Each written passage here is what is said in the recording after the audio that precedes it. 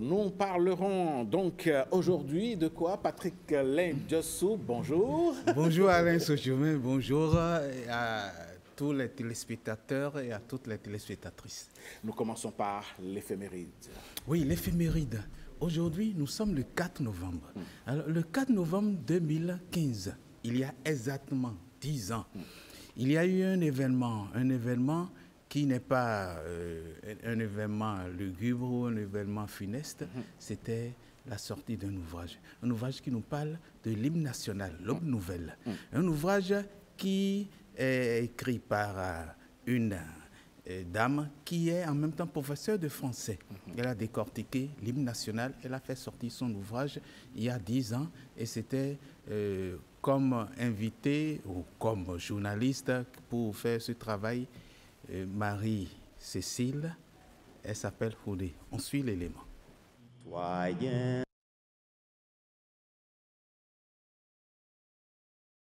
L'hymne national béninoise, le titre d'un essai qui met en lumière la richesse des symboles phares du Bénin.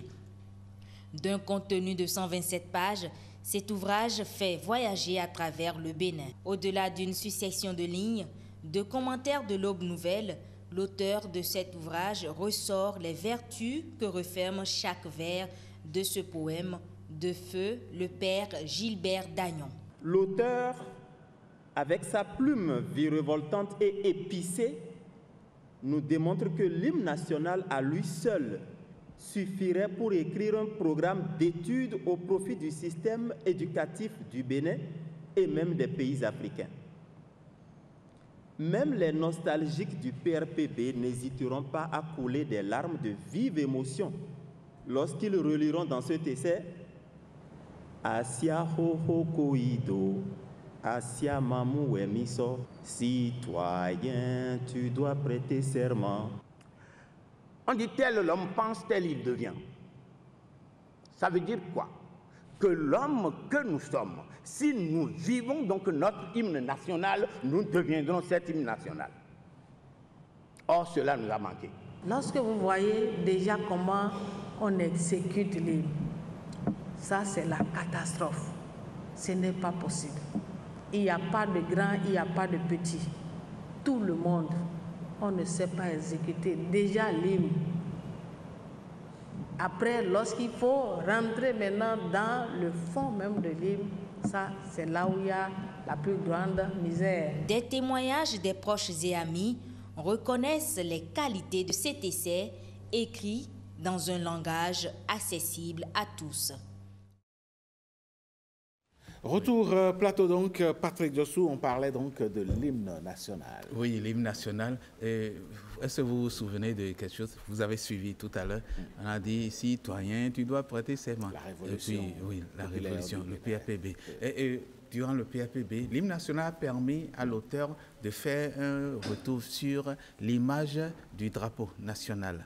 Le drapeau national qui, au temps du PAPB, était le vert frappé de l'étoile rouge. Noir rouge, oui. Donc, ça a permis à l'auteur de faire ce retour sur image, sur ce que nous appelions notre drapeau national. Et l'hymne national, c'était chanté avec un nom.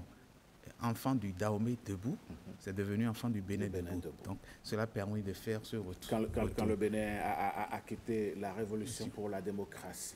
Oui, d'abord quand le Bénin a quitté la démocratie pour la révolution en 1975, c'est devenu enfant du Bénin.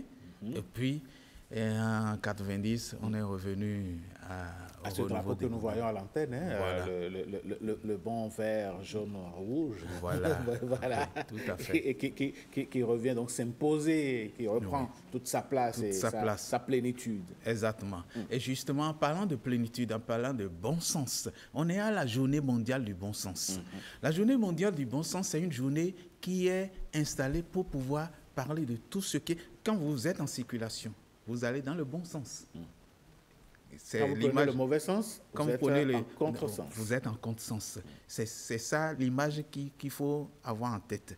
être dans le bon sens. Le bon sens, c'est toute opération qui permet ou toute situation qui permet à chacun de pouvoir évoluer en respectant les normes de la société, en respectant les codes de la société, en respectant tout ce qui permet à la société d'évoluer sans qu'il y ait des heurts, sans qu'il y ait des affrontements. Donc c'est cela le bon sens.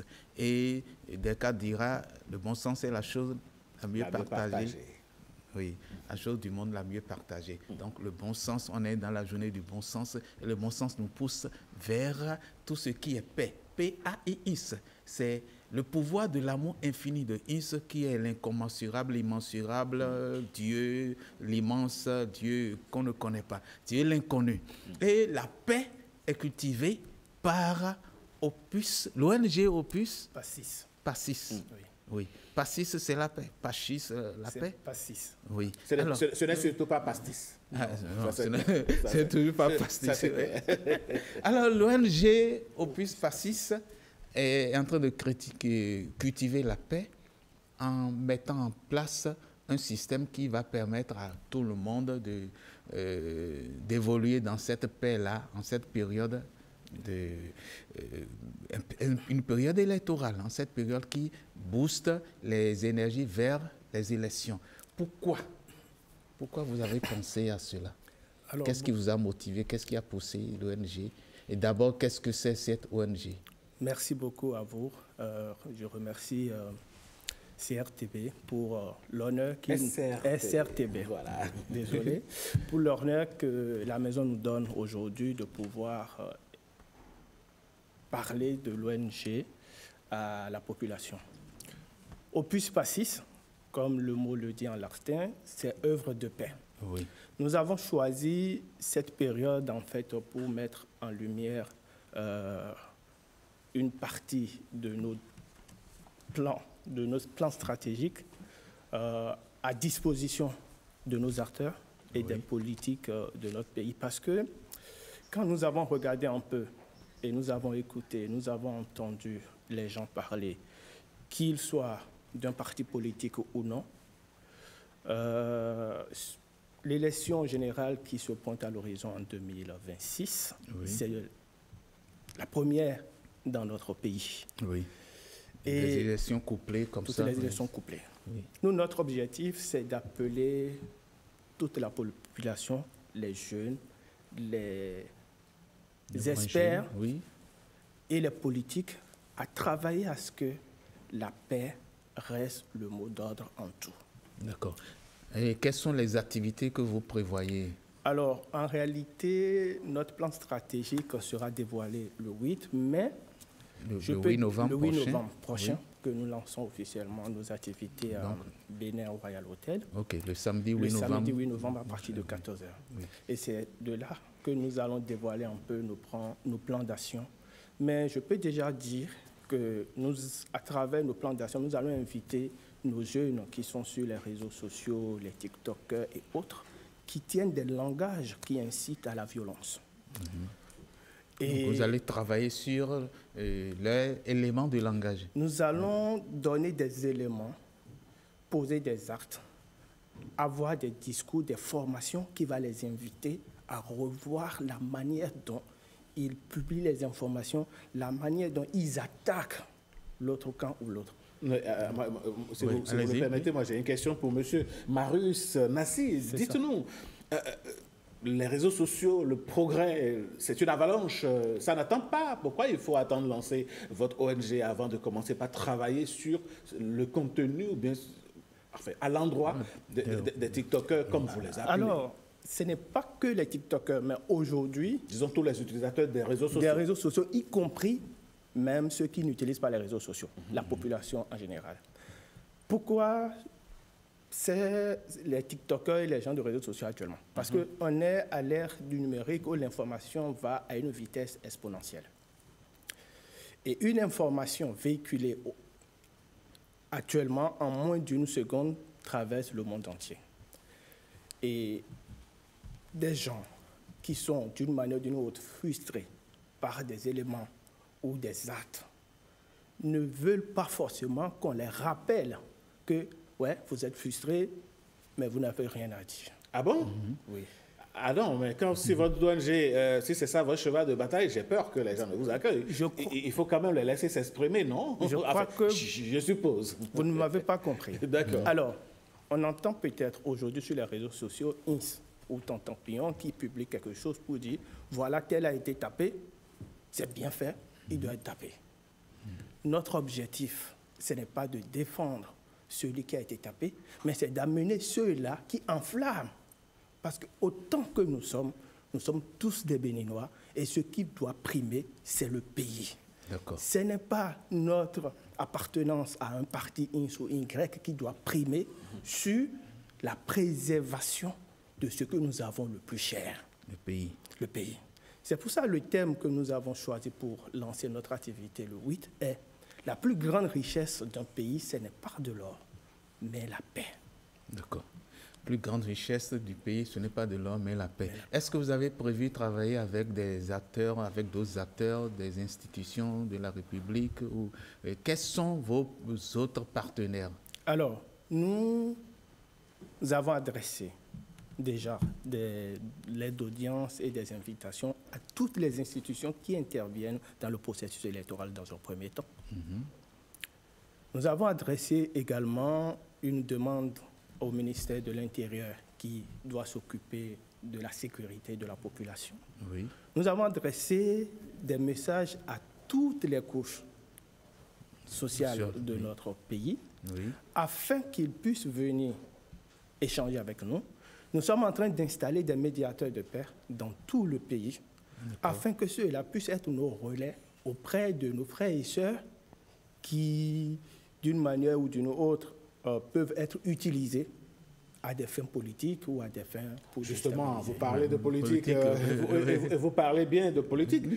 Quelles sont les actions de votre ONG, quelles sont les actions que l'ONG envisage à l'endroit des politiciens? Parce qu'il faut quand même reconnaître qu'il y en a parmi eux qui enflamment également. Oui. Exactement. Alors, envers les politiciens, qu'ils soient de la mouvance ou de l'opposition, ou ceux même qu'on appelle non inscrits, nous les appelons, parce que le travail que nous voulons faire spécialement, ce n'est pas pour le gouvernement actuel seulement, ce n'est pas pour l'opposition ni pour la mouvance, mais c'est aussi pour les futurs gouvernants. Donc nous allons les appeler à avoir de la retenue. Parce que nous avons effectivement des politiciens, des cadres de haut rang, qui tiennent des discours qui n'unissent pas. Et nous allons leur demander d'avoir raison gardée. Parce que qu'on soit de l'opposition ou de la mouvance, c'est une position en fait. Oui. Et cette position peut changer demain. Et quand cette position va changer demain, on aura honte de s'écouter. On aura honte de revenir encore devant la scène pour parler. Et par là, j'appelle à mes grands frères et à mes grandes sœurs politiciens qu'un président, qu'il soit du passé ou actuel, reste un président. On peut avoir des griefs envers un président, mais on ne peut pas s'attaquer à la personne de la personne. On ne peut pas s'attaquer parce qu'un président représente en fait un pays. Il a dirigé un pays ne serait-ce qu'une journée. Ce n'est pas donné à tout le monde. Et tous les Béninois ne peuvent pas diriger un pays. Il n'y a que certaines personnes à qui Dieu a donné cette possibilité-là de diriger notre pays. Et s'il a dirigé le pays ne serait-ce qu'une seule journée, il mérite respect. Eh bien, le respect faisant partie donc des valeurs que nous partageons dans la République. Moi, j'ai une dernière question pour vous. C'est bien noble votre combat, mais quand dans un pays, on remarque que certains ont le droit de dire un certain nombre de choses librement et que d'autres disent la même chose et se retrouvent en prison, quel message ou bien quelles sont les actions que votre ONG envisage envers l'appareil judiciaire du pays? Alors, nous, la seule chose qu'on peut faire, c'est de prévenir, de sensibiliser à ce que, quelle que soit notre position, si on nous donne une responsabilité aujourd'hui, il faut qu'on savoir aller en mission. Il faut se savoir aller en mission. Ce n'est pas parce que j'ai une position aujourd'hui que je dois appliquer une loi contre X au détriment de Y. Parce que ce qu'on fait aujourd'hui, je me rappelle d'une chanson de l'un de nos stars qui dit Nianchede est ton commissaire, excusez-moi pour l'expression, et où lui met en Huenoyo. Mais Eni Kakao, Eni Amianou Kuni. Vous voulez parler donc de ces chansons de Saba Nazer, Saba Nazer. et Tofla Nazer. C'est ça. Bessou, le titre Bessou.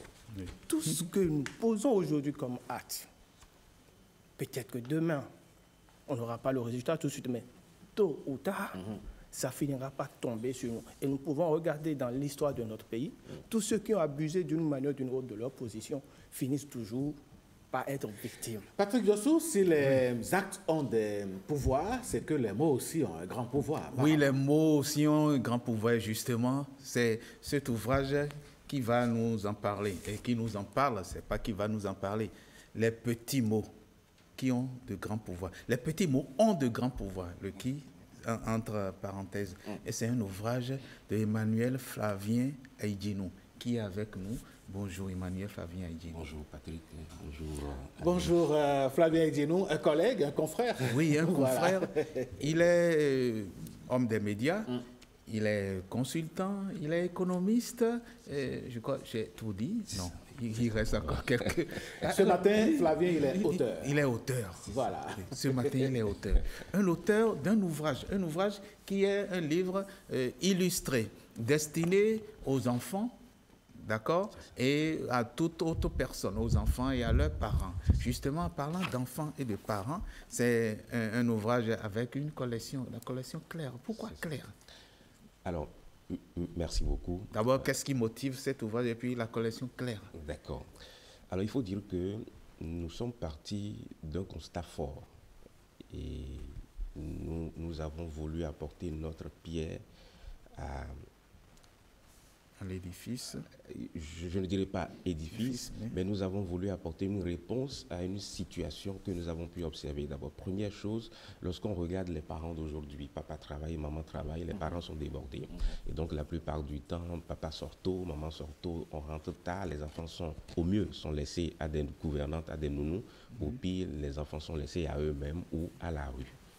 Et lorsque on est dans ce cas d'espèce, on ne maîtrise pas toujours tout ce que les enfants peuvent trouver et faire.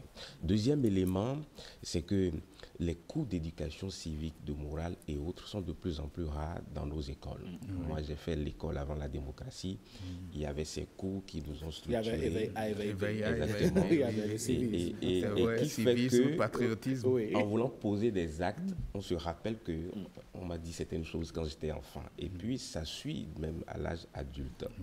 Troisième élément, et c'est ça le plus alarmant, c'est l'avènement des réseaux sociaux avec les contenus pas très éducatifs. Pas très catholiques. Où l'échelle des valeurs est renversée, où on présente des types de profils comme des profils à suivre, alors qu'en temps normal, ces personnes ne devaient pas avoir voix au chapitre. Et donc, fort de tout cela, nous, on n'a pas voulu rester alarmistes, mais on a voulu être dans l'action. Qu'est-ce qu'on fait pour contribuer ou pour amener les parents à structurer le peu de temps qu'ils passent avec les enfants? Et c'est là où la collection Claire devient la réponse que nous apportons. Claire, ce n'est pas le nom d'une personne. C'est un acronyme qui porte la vision du projet. Et la collection Claire, c'est des livres illustrés qui parlent aux enfants avec leurs mots, leurs codes et leurs réalités. Acronyme, on peut définir? Absolument. Claire, le C, c'est communication aisée et empathique. Oui. Le L, leadership responsable. Oui. Le A, apprentissage de la réflexion active et positive. Oui. Le I, initiative orientée objectif.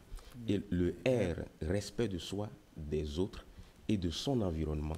Et le E, expression de ses idées, émotions, valeurs avec confiance. Cela veut dire que la vision globale, c'est de donner la possibilité aux enfants, dès leur plus jeune âge, d'acquérir ce que nous appelons les soft skills, parce que lorsque, une fois à l'âge adulte professionnel, à compétences techniques égales, les soft skills font la différence. Donc, c'est un moyen pour nous d'aider les parents à offrir l'opportunité aux enfants de leur dire, on peut dire ses idées mais avec la manière, avec le respect, avoir de l'empathie, sans être agressif, et reprendre confiance en soi et comprendre que lorsqu'on a une difficulté, on peut travailler pour s'améliorer et donner une meilleure version de soi. Et justement, le premier tome de cette collection traite de la thématique des relations parents-enfants. D'accord. Et pourquoi justement les relations parents-enfants? Et je crois en 2014 ou 2015, j'étais l'un des consultants pour le ministère de la Santé qui a travaillé sur le document du dialogue parents-enfants sur les questions de sexualité.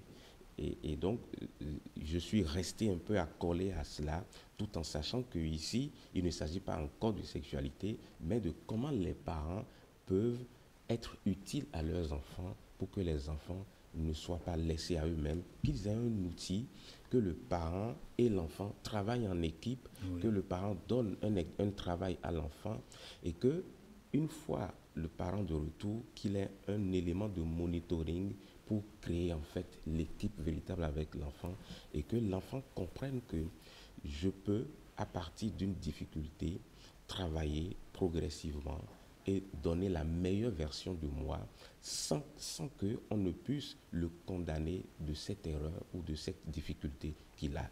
Et dans le parcours de ce premier tome, on a vu la progression de l'enfant qui est le héros de ce livre.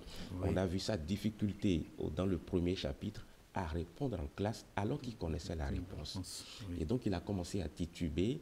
Ses camarades ont commencé à se moquer de lui, il a perdu ses moyens, mais à la fin, il s'est promis ne plus jamais vivre cette situation. Une fois rentré à la maison, il est allé se recroqueviller sous un arbre, son papa a remarqué et a commencé ce travail avec lui.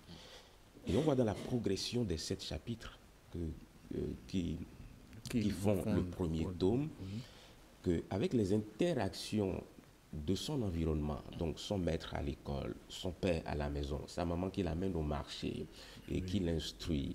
Et après, ils se retrouvent tous au centre culturel. Au centre culturel, pour comprendre que dans toute cette marche, dans cet écosystème, les éléments de l'écosystème ont joué leur partition pour que l'enfant, à la fin, dans le concours d'art oratoire à l'école, qu'il est le premier Justement, prix. Cela m'amène, Flavien Idjinou, à poser cette problématique.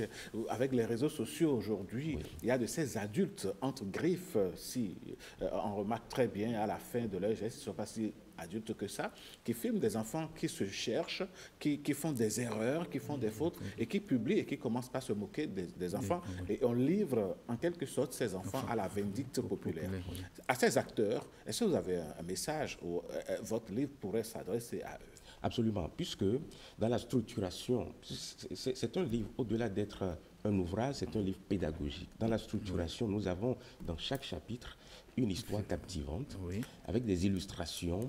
Nous avons un exercice à faire en duo parent-enfant, et nous avons les conseils très avisés de l'auteur qui se met dans une posture de tonton pour mieux parler aux enfants. Et donc, on comprend que l'enfant doit être pris comme un enfant et amené dans une certaine dimension pour qu'il ne perde pas sa confiance. L'enfant n'est pas un adulte. Je vais vous dire, j'ai la grâce d'accompagner des adultes dans la prise de parole en public. Et la plupart du temps, les gens pensent que j'ai un problème de prise de parole, alors que très souvent, ce n'est pas le problème de prise de parole. C'est un refoulement psychologique d'une situation antérieure qui crée la difficulté de prise de parole. Des gens que je vois en public avoir des difficultés à s'exprimer, mais quand ils parlent en privé, c'est fluide, c'est intelligent, et puis... Ils sont volubiles. Donc ça veut dire qu'il faut aller chercher cette situation pour faire le travail qu'il faut pour que la personne retrouve sa confiance pour pouvoir parler. Flavien Idjinou, je rappelle que vous êtes l'auteur de ce livre, mais aussi vous êtes un confrère, un journaliste. Et quand on est en face des journalistes, c'est compliqué de pouvoir le arracher. Alors, le temps nous faisant défaut. Patrick Diossou, on va clôturer cette rubrique. Oui. Alors, je dis à la page 6, les petits mots ont de grands pouvoirs. Oui, Flavien Idjinou a raison. Les petits mots apaisent. Ils ouvrent des horizons, mais il demande aussi d'être écouté et accueilli. Ce livre nous invite à replacer les mots au cœur du lien parent-enfant. Et c'est de la préfacière. Qui est la préfacière? C'est Inès Gavoué Fassia, qui est la directrice de Bénin TV Junior. Merci pour le travail fait. Et Flavien, on souhaite bon vent à cet ouvrage. Un plein succès à cet ouvrage. Et l'ouvrage sera, bon, c'est officiellement, c'est lancé audiovisuellement aujourd'hui, mais officiellement, sera lancé le 29 novembre. 29 novembre. Flavien, à vous, je dirais la même chose qu'à tous nos invités qui passent par ce plateau. Ici, c'est votre maison. Revenez quand vous voulez, on parlera du lancement. Allez, beaucoup. Merci à vous, Patrick Diossou. On se retrouve très bientôt. Très bientôt, demain oui. déjà. Voilà. Ça, c'est sûr.